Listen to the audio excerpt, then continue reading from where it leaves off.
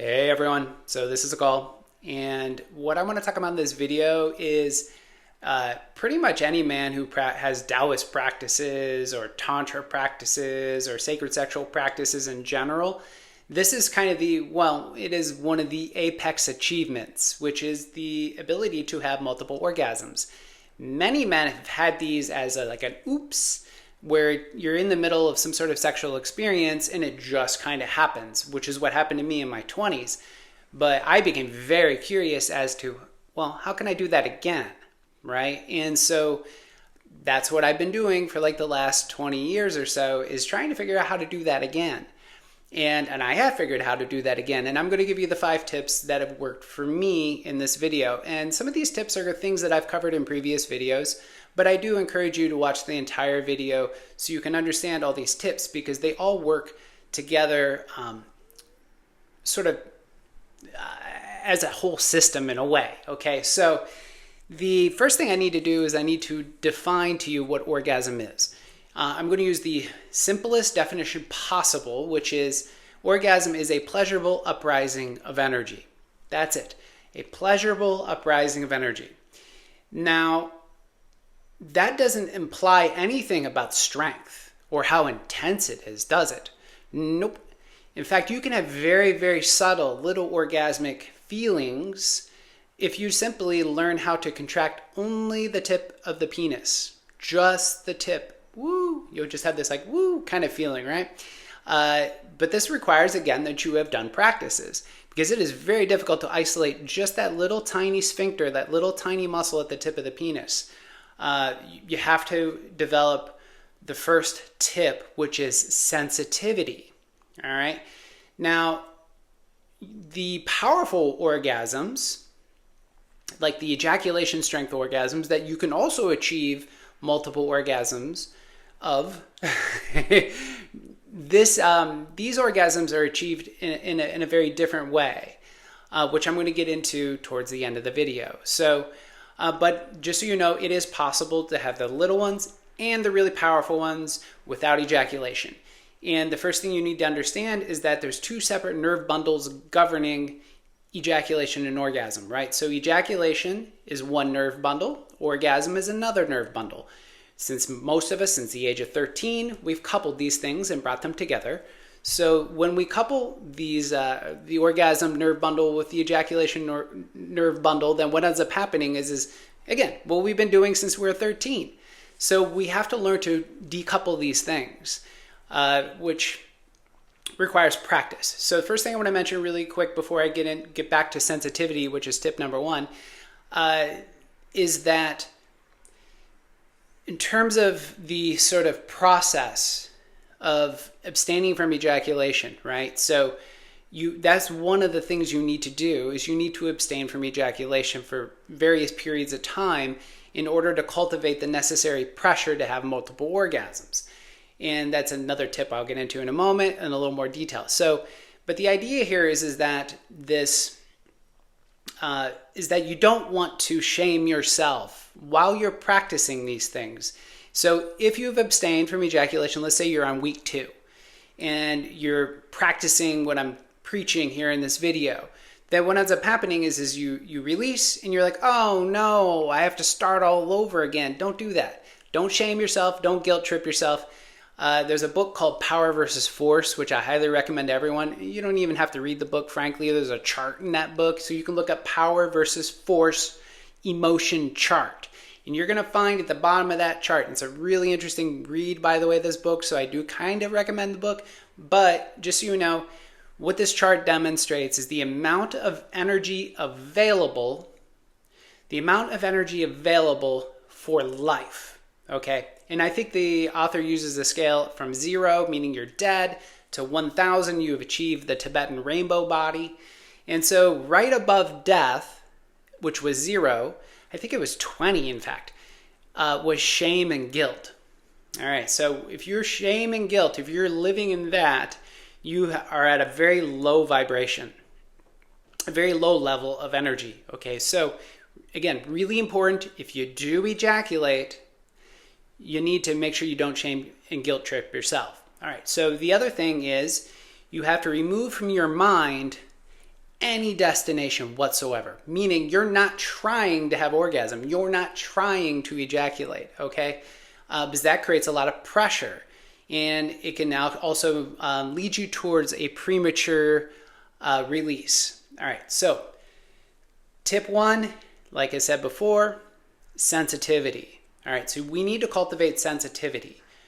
In essence, what we're doing here is that we are sort of reinventing our relationship with ourselves, right? The sexual energy coaching program that I offer does this. It's a 6-week progression which guides men through, I guess, the pathways which are needed in order to cultivate sensitivity, in order to weave the mind into the body, right? So now the idea here is that you do something for 40 days. And it could be Kundalini Yoga, it can be Tai Chi, it can be Qigong, it could be all sorts of Tantra practices. It doesn't matter what you're doing so much. What matters is that you're doing it regularly. So again, think about 40 days. 40 days is the amount of time it takes for your nervous system to take on a new pattern. That's really key. That's important here. And if your nervous system takes on a new pattern, so follows the endocrine system.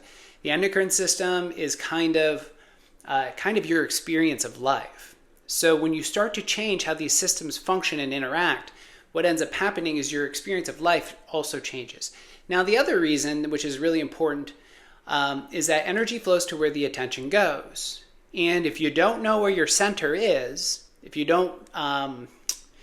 aren't present and you don't know where your center is, the energy, even if you're pretty close to achieving multiple orgasms, tends to get scattered, right? Because energy flows to where the attention goes.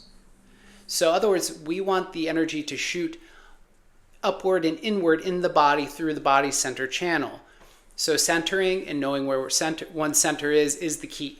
All right. So that was number 1, is sensitivity. Number 2 tip is pressure. Okay. So nothing in nature rises up without some sort of pressure beneath it, right? We have a force acting down on us at all times, which is gravity.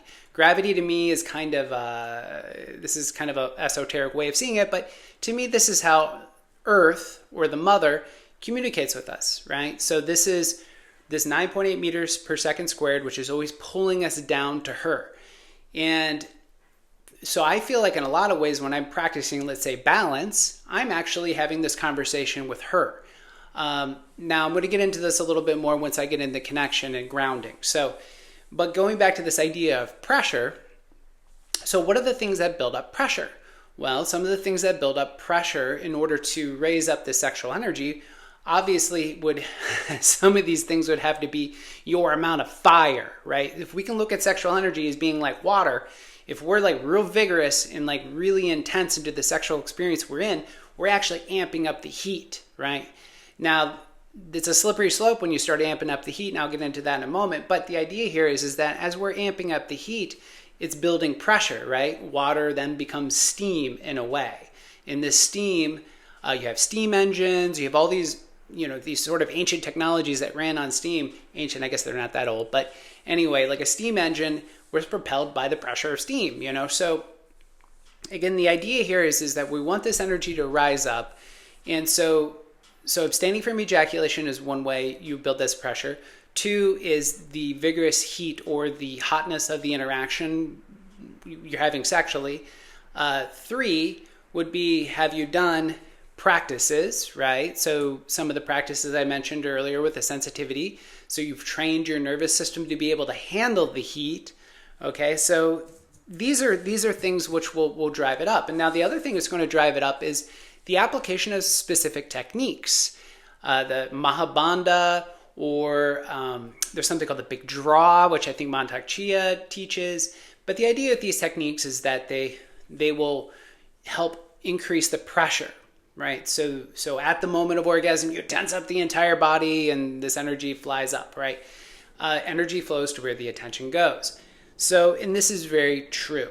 So now the third tip I'm going to give you is connection.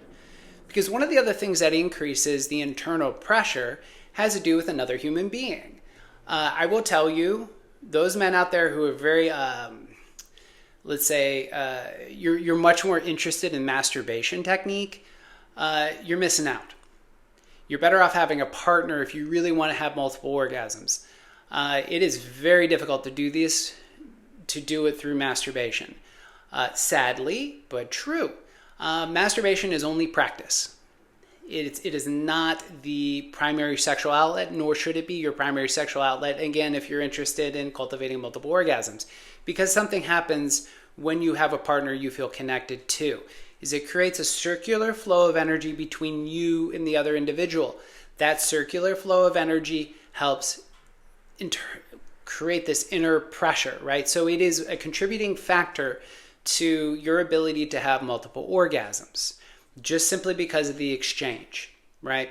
So now the other thing that's really helpful here, and this goes back to basic wiring, in terms of like, if we can see ourselves as electric beings, right? So if we see ourselves as electric beings, we need to have a ground.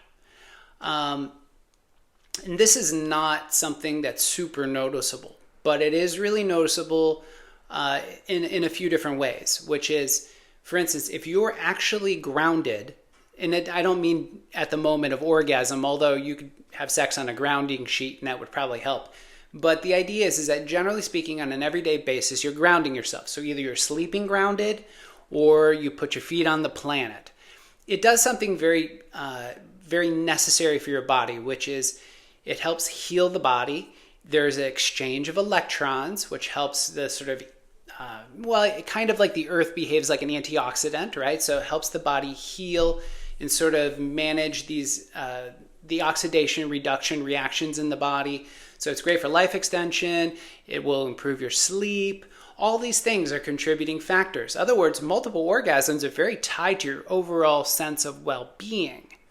But again, on the sort of basic electrical level, and this is, again, really hard to quantify, that we have the sexual energy line runs down the legs to the feet. There's other pathways as well, but this is one of those lines, which is why you watch somebody who's being stimulated sexually, they're curling their toes and other things, because that's the line there, right? So through clearing this line, and one of the ways we clear this line is through grounding. So in other words, you have stronger circuitry. So keep that in mind. Connection with a partner, connection with the earth. Those two things are incredibly important. Now, the fourth tip is know your edge. This is the most obvious one. As I mentioned previously, in terms of like building up the pressure, as you're building up this pressure, it's like generating heat. If you become overheated, what ends up happening is you're going to release, right? So you're going to release prematurely. The other thing is, if you have a bunch of kinky stuff in your head, right? So in other words, you're not functioning from your heart, right? And this kind of goes back to connection again, right? So the idea here is if your heart is open, in essence, this is kind of a little difficult to describe here, but if you can think about the man as having a positive charge and a negative charge, I don't mean good and bad. I simply mean kind of like a battery. So the positive charge is down by the genitalia. So that's where you're getting all this like hard upward driving force. Also, as I mentioned before, it's a downward force as well. But this hard upward driving force, this positive charge, it wants to move up. And if your heart is open, and again, the heart is the negative charge, right? Which is our receptivity, right? So if we are open at the heart space, if we're connected at the heart space, if we're connected with our partner, then once again, it's increasing the overall internal pressure, and it has a way of cooling the heat, right? So because if you're functioning from here, from your intellect and your genitalia, it means that you could possibly and potentially cause too much heat, which then will drive you towards ejaculation prematurely. Pornography, if your head is full of porn, if your head is full of imagery and you're not in your heart and you're not present, once again, it's going to drive you towards release. And again, the other thing you need to keep in mind relative to this is that if you are in porn, kinky land, fantasy land, the energy flows to where the attention goes, right? Where's the mind?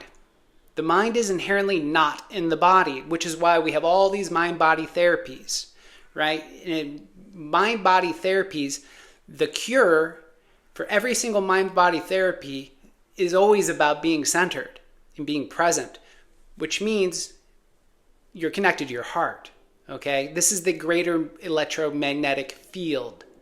So if you are in your head, kinky, porn, and I know a lot of people watching this video, you're going to defend these things. You're going to be like, oh, but that's my lifestyle. No, it's not. I suggest you check out your lifestyle choices. If you are identified with a sexual practice as who you are, as your identity, you need to reevaluate your true nature, okay? So anyway, the idea here is if you ejaculate, if you're in kinky porn fantasy land, what ends up happening is the energy goes out. So you can't have the multiple orgasms, okay? Now, knowing your edge is knowing the heat. So think about a scale 1 to 10. 1 is there's nothing going on. 10 is you've ejaculated and it's over, right? So you need to think about a 7. Because a 7 is when you can pull back, right? And again, the idea here is that you're having a long sexual interaction. The old story here is that Tantra takes a very long time. It means you're having sex for a very long time because that's doing what? That's doing tip number 2, which was increasing the pressure, right? So the longer the sexual interaction, the greater the pressure, the greater the potential for having multiple orgasm, all right? So you need to know where a 7 is on a scale of 1 to 10 so you can back off and cool down. Now, as you're driving toward this idea of achieving the ejaculation strength multiple orgasm, you're moving towards tip 5, which is the development of tension, right? So this one's the hard part. So like I mentioned earlier, you can have little orgasms, right? Like I can give myself hundreds and hundreds and hundreds of little orgasms per day. Little pleasurable pulsing of my genital and energy. You know, I'll feel like this, like very, again, lots of little pleasurable uprisings of energy. And I can do hundreds and hundreds of these a day, and it's pleasant, it's nice, and I feel very tingly after I do these practices, and it's great. But achieving this sort of profound orgasm, the really big one without ejaculation, the only way that I've managed to do that is through developing tension, right? So in other words, going back to the scale of 1 to 10, you reach that 7, you pick up the pace. So instead of pulling back, now you're driving harder, right? You pick up the friction, you pick up the pace, and then something interesting happens is that you start to reach it like an 8 or a 9. Again, 10 is ejaculation and it's over. So you reach that 8 or kind of a 9 range, you contract the genitals. And you're not trying to block anything here, by the way. You're not trying to block the discharge of semen. What you're doing here is you're contracting the genitals so that, in essence, it kind of deactivates that nerve bundle that I mentioned earlier connected to ejaculation. You're not trying to block the discharge of fluid, though. You're simply pulling in, contracting from the tip of the penis to the base of the penis, and you're deactivating in some ways the ejaculation mechanism. Okay, so then what you're doing is, you're continuing to build the heat. You're increasing your friction, your motion, right? Then you want to tense up your whole body, right? The point to understand here is when you tense up the entire body, and what I do, I literally will cinch in. So I pull that root lock, that contract the genitals. Then I'll tense up belly. I think about my body as like rings, right? So the whole body is, in essence, like a spiral. So I think about all these muscles from the sinuses all the way down to my pelvic floor. It's like a tube with these rings going all the way around it. So I tense up these rings all the way up the body. I even make faces, the whole thing. And what you're doing is you're fooling your body. You're doing what your body does typically with ejaculation, right? So you're fooling your body.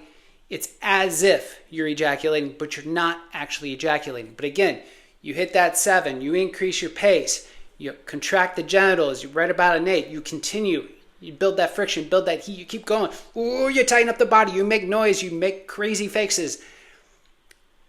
You may want to warn your partner in advance you're going to be doing goofy shit. But the reality is if you do this, you're in essence convincing your nervous system, which at this point is very strong because you've been doing practices, right? So it can handle the Kundalini fire. And now you're conducting it up through the body through this very intense pressure and tension, right? So this is very much kind of like Mantak Chia's big draw. But again, you're just tensing everything up. And again, you're trying to recreate what your body does when it ejaculates, even though you're not. So you're kind of faking it before you make it, if that makes sense. And what this will do is this will activate that orgasm nerve bundle. All right, requires some practice, but it's possible. So with all that said, I very much appreciate you watching the video. And if you are interested in sexual energy coaching or pushing that reset button relative to your relationship with sexual energy, you can check out down below the video. There's a link for my sexual energy coaching program, which I call the Sovereign Tantric. Also down below the video is a free PDF, which is called The Formula. That is for those individuals who are interested in cultivating sacred sexual practices. So with all that said, thank you for watching.